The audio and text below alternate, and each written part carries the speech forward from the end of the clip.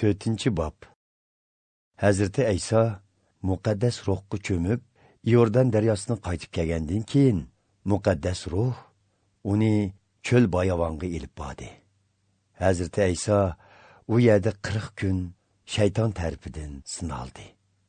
U bu jarayonda hech narsa yemidi. Bu vaqt to'shqanda uning qo'sig'i toza oshgan edi.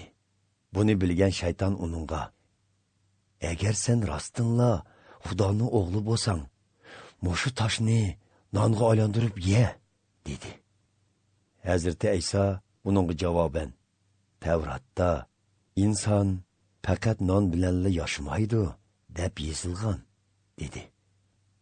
Shayton yana uni egiz joyga chiqarib, ko'zini yumib ochguncha uningga dunyodagi barliq davlatlarni ko'rsatib: "Agar menga sajda qilsang, mana bu davlatlarga hukmronlik qilish huquqi va shon-shavkatlarning hammasini senga taqdim qilaman. Chunki bularning hammasi menga topshirildi. Men uni kimga berishni xohlasam, shuningga beraman", dedi. Hazreti Ayso javob berib mundaq dedi: "Tavratda Rabbinglar bo'lgan Xudog'ila ibodat qilinglar, faqat uningla xizmat qilinglar", deyilgan. Ondan shayton Hazreti Aysoni Yerusalimga elib bordi va markaziy ibodatxonaning eng egiz joyiga chiqarib mundaq dedi: "Xudoning o'g'li bo'lsang, mushu yerdan sakrab boqqina.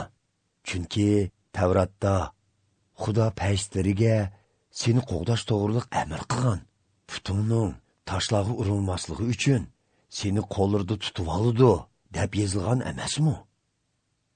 Tavratda Rabbinglar Xudoni sinab yiqishga bo'lmaydi debmi yozilgan", dedi Hazreti Ayso. Shayton har xil usulda Hazreti Aysoni sinab ozdira olmagandan keyin uni vaqtincha tashlab ketib qoldi. Hazreti Ayso muqaddas ruhning kuch-qudratiga cho'mgan holda Galiliya o'lkasiga qaytib keldi. Uzun o'tmay uning nomi shu atrofdagi rayonlarga tarqaldi. U ibodatxonalarda kishilarga ta'lim berib, ularning maqtishiga sazovar bo'ldi. U o'z yurti Nosira shahriga kelib, dam olish kuni odatdagidek ibodatxonaga bordi. U o'ri turib muqaddas yozmalarni o'qimoqchi bo'lganda, ibodatxona xizmatchisi uningga Yashaya payg'ambarning yozmasini berdi. U uni ichib, muni oyatlar yozilgan yerni tepib o'qidi. "Xudoning ruhi mening vujudimda, chunki u meni kambag'allarga xushxabar yetkazishga tanlab, kuch-qudrat ato qildi. U meni tutqunlarga ozod bo'lisizlar, qarg'ularga ko'ralaydigan bo'lisizlar deb jakarlashga avatdi. Xudo meni ezilganlarni erkinlikka erishtirishga, Xudoning xalqini qutqizish vaqtining yetib kelganligini uqtirishga avatdi." Hazreti Ayso yozmini yepib, ibodatxona xizmatchisiga qaytirib bergandan keyin ta'lim bergili o'ltirdi. Bütün ibodatxonadagilar ko'zlarini uningdan uzmay qarab o'tirishdi. U ko'pchilikka: "Sizlar anglagan bu oyat bugun amalga oshirildi", dedi. Buni anglagan ko'pchilik uning yaxshi gapini qilishdi va uning mehr shafqatli so'zlariga hayron qilishdi. Biroq ba'zilar: "Qandoq gap? Bu Yusufning o'g'li emasmi?" deyishdi. Hazreti Ayso so'zini davomlashtirib: "Sizlar cho'qim menga ey tevib, avval o'zingni saqayt degan tamsilni aslitib, Kapernaum shahrida yaratgan mo'jizalaringdan xabar topdik. Endi o'z yurtingdimi biror karomat ko'rsatmamsan demoqchi bo'lyapsizlar.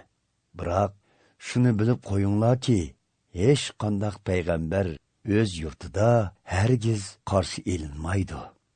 İlyas payg'ambar vaqtida uda 3 yil 6 oy yomg'ir yog'may, İsroilning hamma yerida qurg'oqchilik yuz bergan bo'lib, u yerdimi ocharchiqda qolgan nurg'un bechora tul ayollar bor edi. Biroq ular Xudoni rad qilg'ashqa, garchi İlyas payg'ambar Yahudi bo'lsa-mu, ularning hech qaysiga yordam berishga avatilmagan. Aksicha, Sidon viloyatining Sarafat shahridagi Yahudi bo'lmagan hilqi tul ayolg'ila mo'jiza ko'rsatishga avatilgan.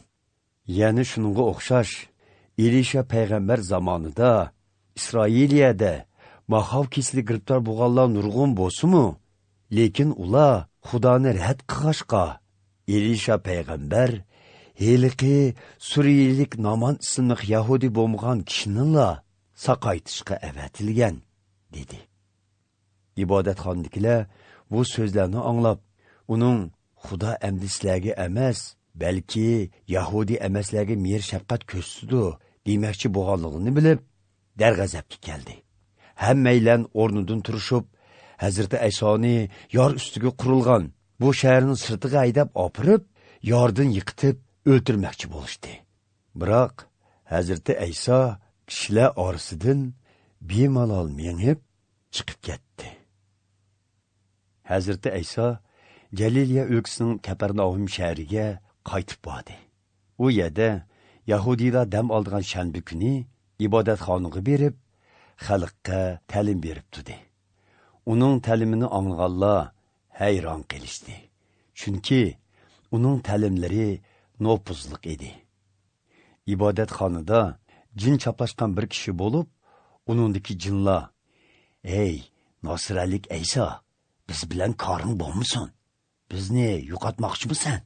Men sening kimligingni bilaman. Xudo avatgan muqaddas bo'lg'uchisan", deb tovlab ketdi. Biroq Hazrati Ayso uningdagi jinga buyruq qilib, "Og'zingni yum, bu odamning tenidan chiq", dedi. Jin yilqi odamni kishilar oldida yiqitib etib, uni hech nima qilmay tenidan chiqib ketdi. Buningdan hayron bo'lgan ko'pchilik bir-biriga: "Uning so'zlari nima degan kuchlik? U darvaqa jinlarga buyruq qilish nopuzi va qudratiga ega ekan. Jinlar rostila chiqib ketdi", deyishdi.